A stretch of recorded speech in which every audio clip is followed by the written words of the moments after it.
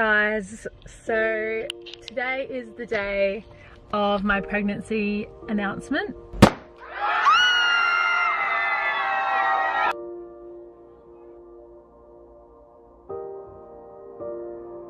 So my pregnancy so far has been really good. Look at your bum! I'm really thankful for having you. Today is Vessa's baby birthday. Alright, I'm ready. Ready? I'm ready.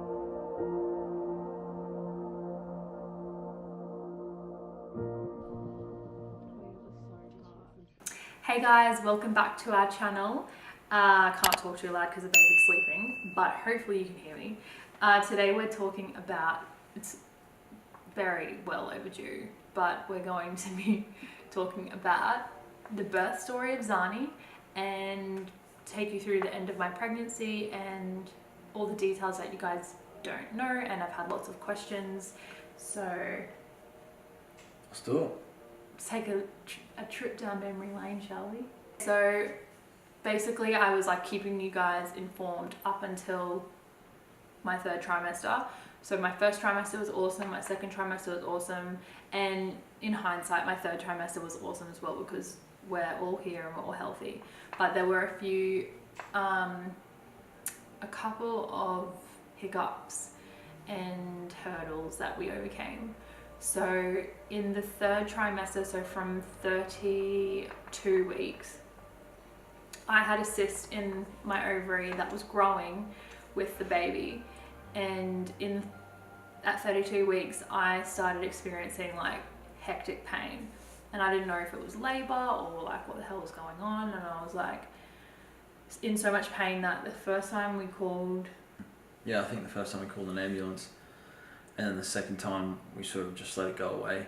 Yeah, so the first time we called an ambulance, they came, they're like, you're not in labor, and the pain had subsided, and I was like, what the fuck was that? So we went to the obstetrician and he like measured my cyst, and my cyst it kept like disappearing and coming back and shrinking, and it was the cyst that was... Basically she had a fluid cyst within her ovary, and that fluid cyst isn't sinister. It's just something that just obviously just fills up with fluid, and then it can burst or it can be removed. And then when we did go through the cesarean, the cyst had actually removed, and there was like a little bit of, I guess, scarring that was just stitched up. Yeah, so it did burst, and so an 8 centimeter cyst burst in me while I was pregnant. My feet were a situation, so my feet started blowing up, and that's like a clear indication of a condition called preeclampsia. So I was getting closely monitored towards the end for preeclampsia, and it's very dangerous if you do get it, so they keep a very close eye on you. So yeah, I was doing blood tests and urine tests every second day, and it looked as though it was going to head down that road. So basically, Des was meant to give birth 3 days later. So we were meant to give birth on the 24th, and then on the 19th we went in and they were like, okay, we're going to bring it forward 3 days. So we brought it forward to 3 days, and they just monitored it throughout. And they're like, okay, it's obviously not preeclampsia at the moment, but because there are a couple of, there is a slight increase of proteins in your urine, it can head towards preeclampsia. And the thing with preeclampsia is, even though the doctors say, oh, we didn't have it and we're all safe throughout everything, if there are signs that could progress into preeclampsia, it can escalate very quickly within 24 to 48 hours. Yeah, so we just were safe and we got her out early. I ate a lot of Nutella. Towards the end, I was just resting a lot and taking it easy, and that's exactly what I needed, because I got to the end and there were, no major complications, and I had a safe delivery via C-section. And I regret nothing in that. That was such a good option for us. It was initially elected, so I did elect a cesarean, but I would have had to have had one anyway, it turns out. So lucky I had my head around that, because I would have ended up having to have one. So many people are like, I need to go through a natural birth, and initially I was always like, you know, we want to go through a natural birth. I was coming from the perspective of it being an easier recovery process. Yeah, so I was like, okay, natural birth, I can have her moving within, you know, hours pretty much, rather than have her bed, like lying in a bed for X amount of time. But at the same time, if she would have went through a natural birth, that probably would have prolonged things, you know, a lot more, especially after the doctor said, hey, things probably need to go cesarean. Yeah. Just on that note as well, like whatever option you do choose, that's entirely up to you, and there's no wrong or right answer. You've got to address your situation. Like, hey, a natural birth would be awesome in hindsight. Like, I would have loved it. I'm sure you would. Yeah, and I would have loved it because I didn't have to go through it. So I do sympathise on the women that have to go through it. But at the same time, that might not be the best option for you. Okay, so we'll take everyone through the night, the days leading up. So Giorgio's birthday was on the day before Zani's birthday. So he turned 30 the day before Zani was born. So we had your birthday, and I was literally in bed the whole time because I was on bed rest. I'm very sorry. Yeah, we cut a cake for him at his auntie's house, but I remember I was sitting on the couch with my legs up and people were massaging me. Her feet were like this big. It was so lit. So the 2 nights before I gave birth, I was experiencing for the first time in my life panic attacks. Like, I've never had one, and I didn't understand them, but now I do, because I was panicking. So we celebrated my birthday Monday night, and I remember coming home and you were just like, oh man, I can't sleep, eh? And you're tossing and turning. And You were trying to do deep breaths with me. No, that was the night after. Oh. Then the night after, I was like, wow, this is actually going to happen tomorrow. And then I started seeing this completely different Bess, like one that was like, oi, I need your help. So I was like, okay, let's do meditation. And she would blink at meditation normally, and she's like, okay, yep. I was like, all right, let's do some deep breaths. So we're doing breathing exercises. I was like, it's not working.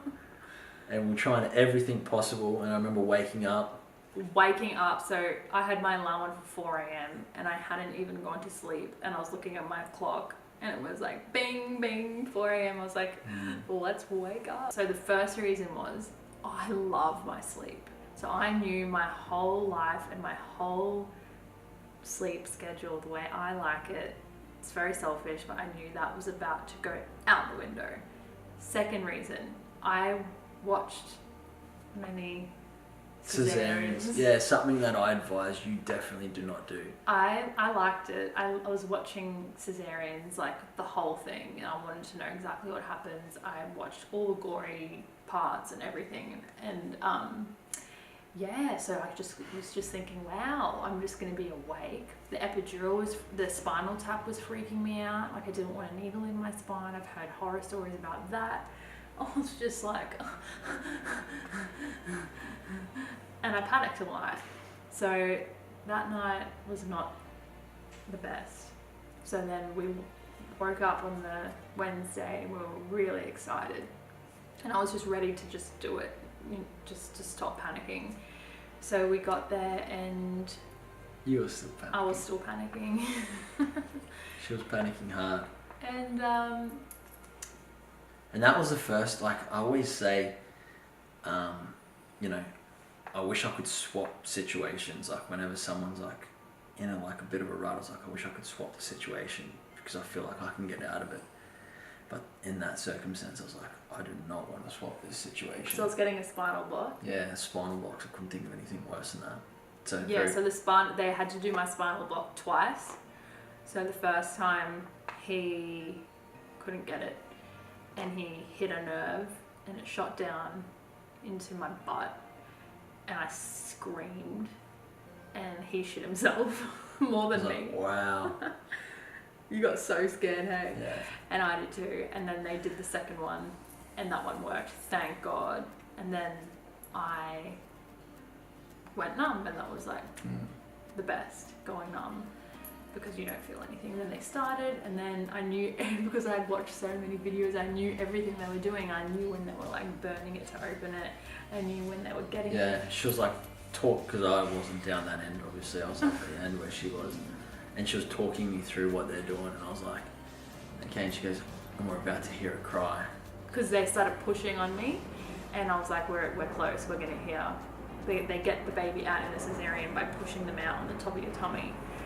And I was like, oh my God, we're ready for it. We're gonna hear a cry. And then in like 4 seconds, 3 seconds, 2 seconds, and then we hear the first cry of Zani, and my doctor pulls up the baby. I was very, very swollen and very like, I thought she'd be a big baby because I was so big.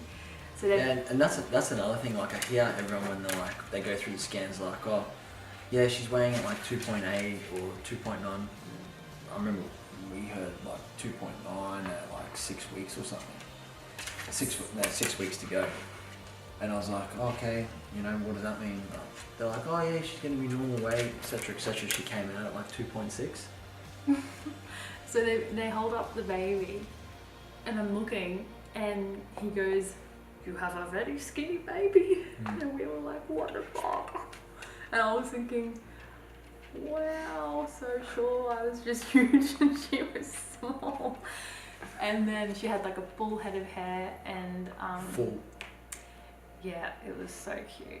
And then Giorgio went around and he cut the umbilical cord, and it was like this thick, fibrous.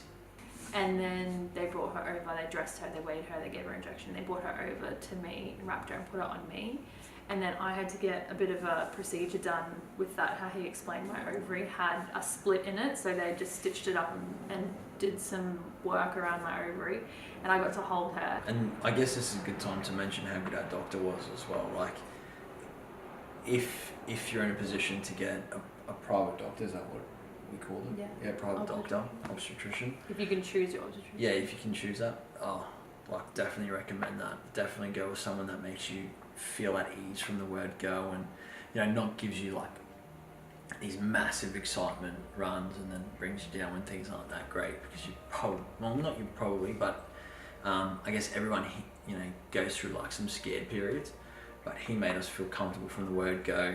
And then when I was in there, I was like, I can't wait to see this guy. Like, I was feeling a bit nervous before he came in. You developed a crush on him.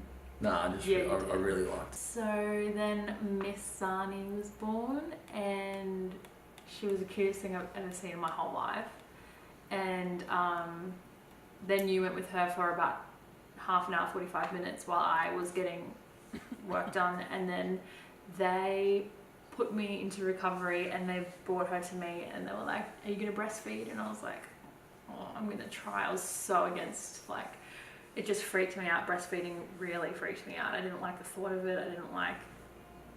But I knew it was what the baby need, that all babies need, especially colostrum. So I was like, yep, I'll give it a go. And then they put her on me, and it hurt a lot. Like, it really hurts. But I was like, it's fine.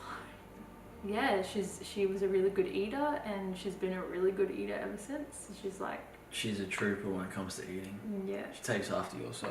Yeah, she really does. Try to stay as active as possible, so within like 2 days she was up, she was walking. Like obviously we didn't exert things, we didn't get her coming up and down the stairs as frequently as some other people might. What's going on? But we got her moving, we got her doing just very, very light like exercise, even with her hands. So her recovery probably took around 2 weeks, and then another 2 weeks to like be able to go for a walk up and down the street. It was about 5 to 6 months postpartum I started my fitness journey. So I stopped breastfeeding and I started my fitness journey.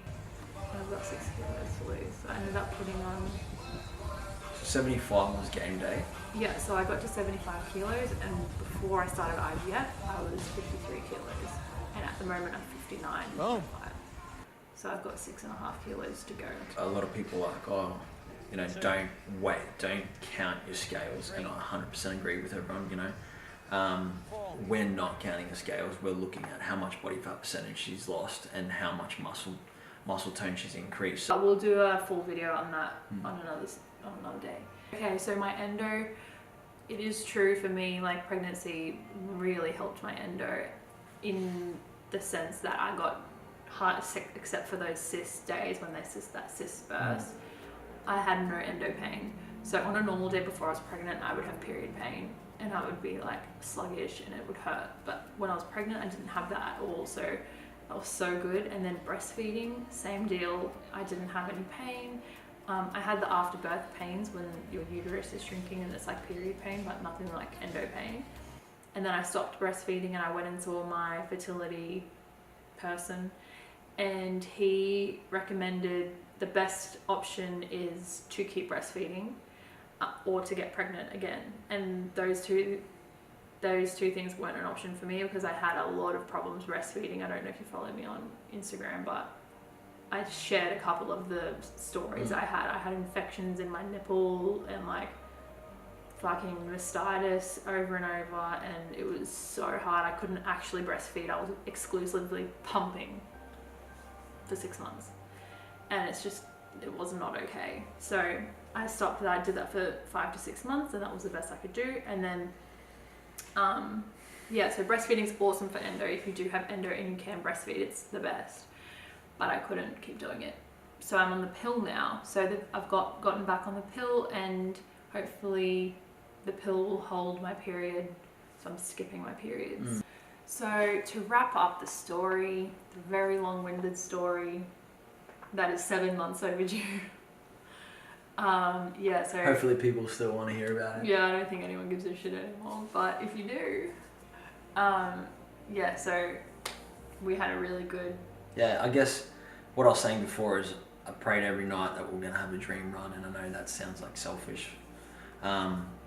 Because we went through so much and trying to fall pregnant. Exactly. Like normally... We were very scared. Yeah, normally we pray for strength for whatever life throws at us, but yeah, this time I was like really asking for like just not an easy run, but something that wasn't going to be emotionally draining. And that came through. Like we actually had, looking back at it, it was like, wow, that was the best thing, the best outcome that we could possibly have asked for. It went very, very. It went really smoothly, and we're really lucky. Oh, we forgot a massive part of the story. What? So guys, about 2 months after I gave birth, Giorgio fucking breaks his fucking arm, don't you? Yeah, so I snapped a tendon in my arm. That's why this one looks a bit like a chicken arm. So for the last fucking 4 months...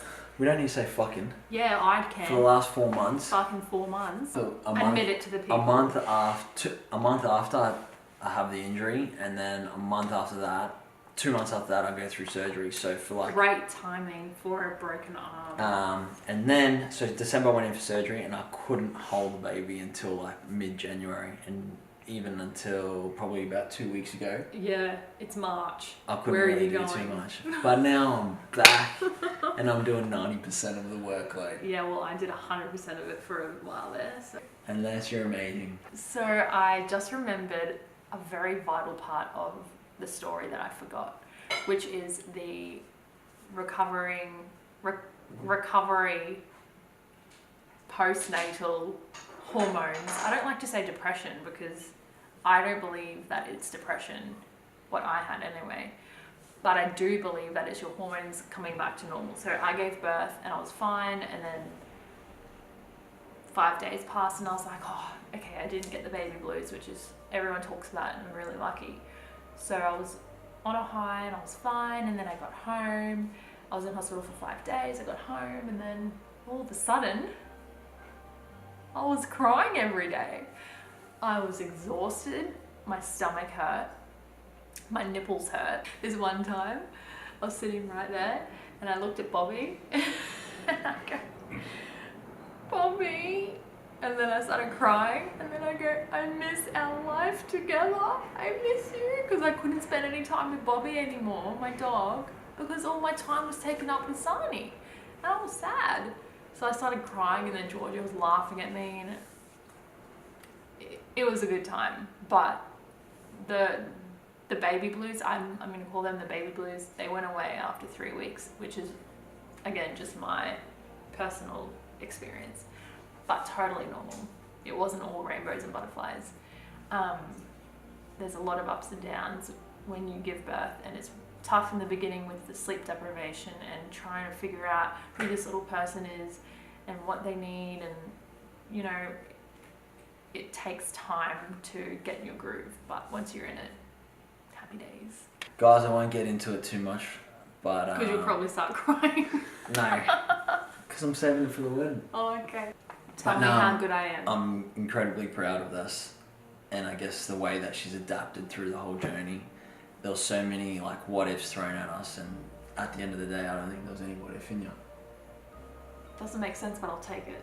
It does. So many what ifs got thrown at us, but there was no what if within you. Still doesn't make sense. But thanks. I appreciate that. We have to go attend to our baby now. So, / work. / go back to work. Thanks, Rhonda. Yeah, you're welcome.